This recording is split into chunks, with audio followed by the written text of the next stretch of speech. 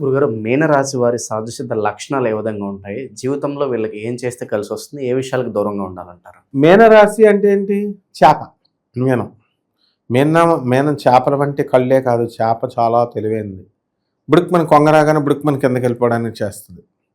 అందువలన యాక్వేరియంలో చూడు ఇలా కొడుతుంటే మన మీదకి వస్తూ ఉంటుంది.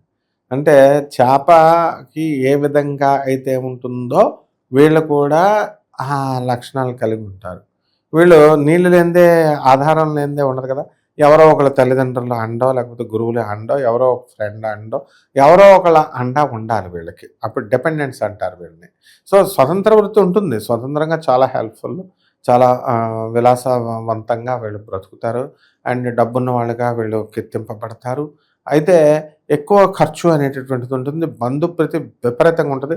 అయినా సరే బంధువులకు ఎవడ పెడతాడమ్మా ఈ కాలంలో? కానీ పాపం వీళ్ళు అవన్నీ కేర్ చేయకుండా మీనరాశి వాళ్ళు ఎన్ని లక్షల రూపాయలైనా సరే వీళ్ళు మీనరాశి వాళ్ళు భోజనాలు వడ్డించడం, బిర్యానీలు, బర్గర్లు, పిజ్జాలు ఇవన్నీ కూడా కొనిస్తారు. అండ్ ఎక్కువగా వీళ్ళకి చర్మ వ్యాధులు రావడానికి అవకాశం ఉంటుంది. అండ్ ఈ మీనరాశి వారంతా కూడా ఈ యొక్క సినిమా, రాజకీయ రంగాలలో మరి రాణిస్తారు. కొంతమందికి అక్రమ సంబంధాలు అనేటటువంటివి పెట్టుకోవాలని చూస్తారు. అలాంటి సంబంధాలు పెట్టుకోవడం ద్వారా వీళ్ళు సమాజంలో పరపతిని పోగొట్టుకుంటారు. అలాగే కుటుంబంలో అనుబంధాలు వచ్చేసరికి అంతగా బాగుండవు. అంటే మొత్తం ప్రేమలు ఉంటాయి కానీ ఎక్స్ప్రెషన్ కాదు వీళ్ళు. అంటే పైకి ఎక్స్ప్రెస్ చేయలేరు వీళ్ళు. ఇంట్రోవర్ట్.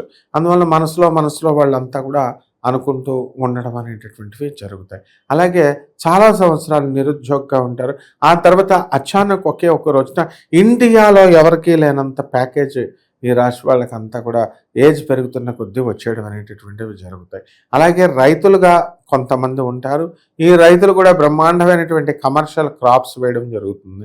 వీళ్ళకి వంటలంటే చాలా ఇష్టము.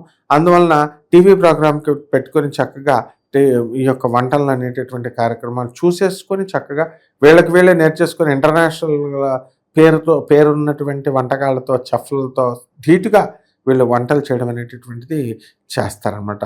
వీళ్ళకి 30 సంవత్సరాల వయసు వచ్చేసరికి వివాహం అవుతుంది. అండ్ ఆరోగ్యం వచ్చేసరికి ఫుల్ ఫ్లెడ్జ్డ్గా ఉంటుంది. కొంచెం మందు ఇలాంటి అలవాట్లు కొంతమందికి ఉంటాయి. దానివల్ల కొంచెం ఆరోగ్యం ఏమన్నా కొంచెం ఇదైతే అవ్వచ్చు. కానీ వైవాహిక జీవితం బాగుంటుంది. సంతానము అన్నీ కూడా ఉంటాయి. విదేశీ ప్రయత్నాలు, ఇక వీళ్ళకి కావాల్సినటువంటి అన్నీ బాగుంటాయి. సంఘంలో పరపతి అంతా ఎక్కువ కష్టపడాలి. కానీ వీళ్ళు ఎక్కువ కష్టపడకుండా అది ఎలా వస్తుందంటే జాతకాల చక్రాల్లో ఉన్నటువంటి గ్రహాలు, శుభగ్రహాల దృష్టి ఉంటే ఎక్కువ కష్టపడతారు. లేకపోతే అసలు విచిత్రం ఏంటంటే ఇక్కడ గ్లాస్ తీసి అక్కడ పెట్టరనమాట. అంతా వాళ్ళ నాన్న చేయాలా, లేకపోతే వాళ్ళ అమ్మ చేయాలా, లేకపోతే వాళ్ళ పెళ్ళం చేయాలా, అలా రాజాలాగా వీళ్ళకి కొనసాగుతుంది.